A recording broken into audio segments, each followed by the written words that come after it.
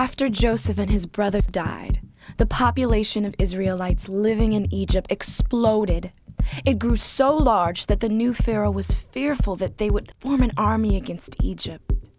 So he made the Israelites slaves, forcing them to make bricks all day long. Then Pharaoh took it a step further. He issued a ruling that all newborn Hebrew boys should be killed. Soon after that, an Israelite woman gave birth to a son. Fearful he would be killed, she put him in a basket and placed him in the Nile River. The basket floated downstream and was found by Pharaoh's daughter. She raised the boy in Pharaoh's palace as if he were her own child.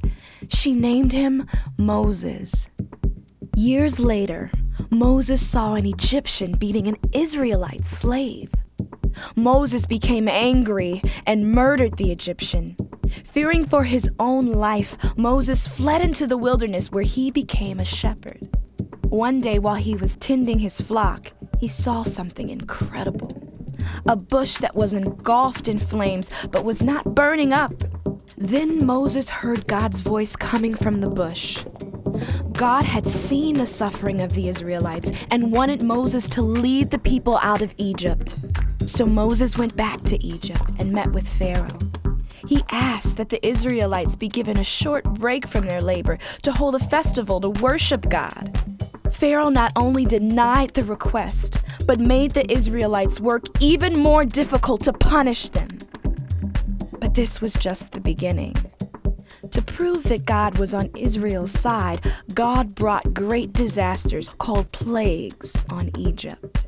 God made all the water of Egypt turn into blood, filled the land with frogs and insects, sent diseases to kill the Egyptian animals, gave the people terrible sores, and brought terrible thunderstorms and terrifying darkness. Then God sent one final plague. God protected the Israelites by giving instructions to each family to take a perfect sheep, sacrifice it, and put its blood on the door frames of their houses. The Israelites did what God commanded. At midnight, God moved throughout Egypt, and every firstborn son, including Pharaoh's, were killed. But God passed over every house that had blood on its doorframe. Pharaoh was so overwhelmed that he practically begged the Israelites to leave. So in the middle of the night, after living there for 430 years, the Israelites left Egypt.